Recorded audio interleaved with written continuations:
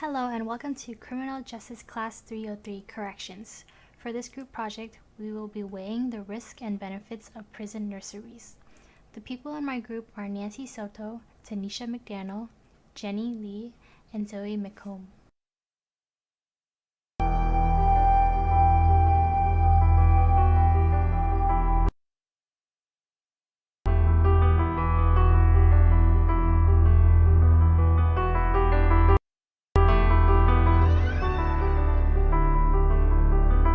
Prison nurseries. The prison nursery concept started in the early 1900s. There are 9 correctional facilities in the United States offering prison nursery programs.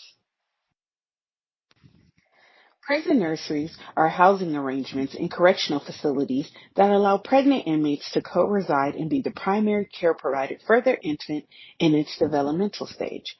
This program also allows inmates who give birth to their child while incarcerated the opportunity to stay with their child for some time up to about 2 years. Costs. How much do prison nurseries cost? Limited information can be found on the cost of prison nurseries. However, New York and Ohio reported to have spent roughly $98,000 to run their prison nurseries. Each nursery had about 20 children. Ohio also reported to have spent about $4.65 on each child per day. Washington has reported that their prison nurseries were entirely funded through social service money and partnerships with community organizations. The money was used to buy baby supplies, hire staff members, run development support classes, and offer healthcare services. Benefits. Now we will be talking about health benefits. For mothers, there was an increase in self-esteem levels, parental knowledge, as well as an increase in confidence levels and their parenting skills. It was also reported that there were lower levels of depression and anxiety compared to women who were separated from their babies in prison. For children that were able to stay with their mothers in prison nurseries, studies show that they experienced less social and emotional maladjustments later in life compared to those who were separated. It was also reported that there were lower anxious, depressed behavior in these children. Moving on to services, each prison nursery offers different types of support systems and classes. Some classes include parental classes, child development classes, as well as high school and college courses for those who did not finish their schooling and wish to obtain higher education. While mothers are in these classes, their babies will be put in infant care so they do not have to worry. Other common services that are provided are substance abuse counseling, support groups, and hands-on training. Recidivism. Recidivism is the tendency of a criminal to reoffend after being released. Prison nurseries are said to reduce recidivism. Prison nurseries provide educational training in child development and parenting skills. The primary goal of these nursery programs is to create secure and loving attachment, and it would be short-sighted to get rid of these programs. When an infant needs something and the mother is there reacting to the child, this aids in strong attachment and close relationships. The mother may have bad emotional and attachment skills, but infants that are raised in prisons form attachment securely regardless of their mother's attachment style. The emotional bond that is being formed through these nursery programs is what is said to keep these criminals from reoffending again. Women released from a prison nursery have a low likelihood of recidivism within 3 years of release.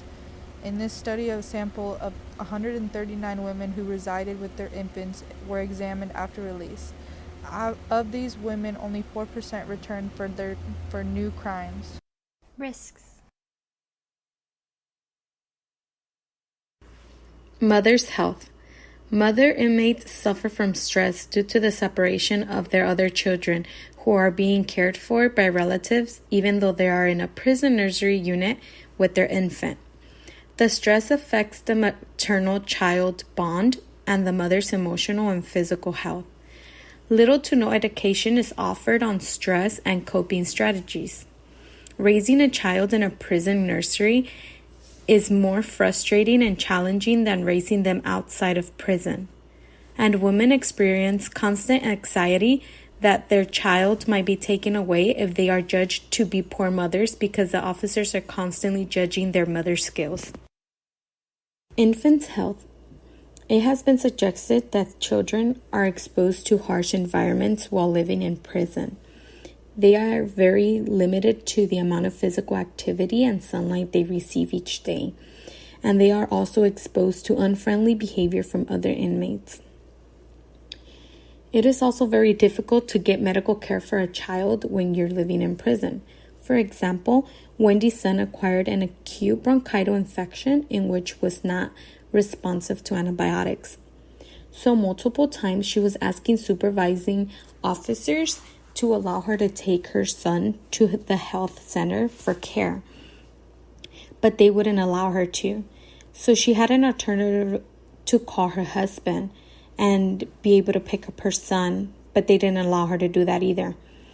Instead, they told her that she was being very problematic and she was creating a problem by officer and counselor hopping. Separation. During the time in which the mother and the infant are in the prison nurseries, some moms make the decision to send their child with relatives so that they can take care of them because of the lack of medical care that is provided in prison for the child. In other cases, it is related to disciplinary decisions in which the mothers are punished for repeated prison infractions, such as refusing to immediately comply with the correctional officer's directions and commands, and therefore they take their child away and they send them outside with relatives to care for them, or they go into the foster care system. Also, the Adoption and Safe Family Acts of 1977 has created many problems for mothers who are incarcerated. Women who are incarcerated struggle to maintain custody of their child, so they can take it away from them, and it's hard for them to even be able to gain their parental rights when they're taken away. Poor quality of prenatal care. According to the article Prison Nurseries, Experiences of Incarcerated Women During Pregnancy, a mother said, "It sucked. I did not feel there was in-depth prenatal care. It was a 2-minute conversation, and honestly, I feel bad for a woman who has serious problems, who is in trouble there because they are not in a hurry with anything. I leaked water the whole time I was there, and I couldn't get anybody to do anything about it. The nurses, they are just not in a hurry about anything. That is just not a situation you play with." Another mother indicated that she felt as if she was in an assembly line. She said, "I would see her for, 45 seconds. She would go under there, look inside, listen to the heartbeat. We would listen to the heartbeat. She didn't talk to me. I didn't talk to her. She would say, 'Looks fine, looks good, and okay.' The most we ever said to each other was, 'I thought this was going to be a little girl.' The most she ever said to me was, 'It's a boy.' It wasn't like we had a relationship, none of us, with the doctors. We were on like an assembly line. So that's how that went." A mother who was diagnosed with cystic fibrosis stated, "I know it's generic and I don't know how the baby, was going to be, and then having to be in prison and having my baby at the hospital. We don't get to find out what's wrong or what's going on. Maybe once or twice a week if the baby is in the hospital.